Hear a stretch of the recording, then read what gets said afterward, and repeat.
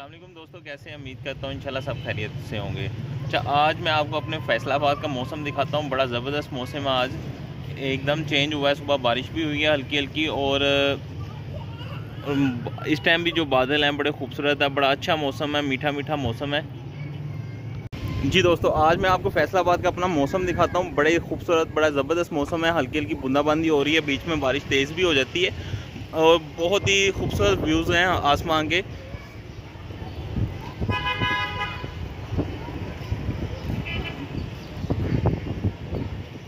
ये देखें बादल, देखें आप, बहुत ही। और ये आपको दिखाएंगे, देखें सूरज भी निकला हुआ है।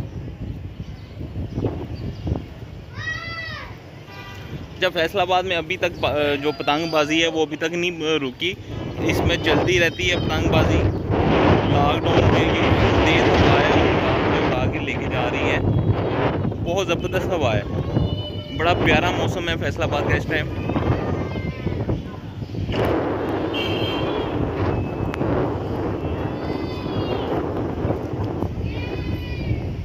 बहुत तेज़ हवा है।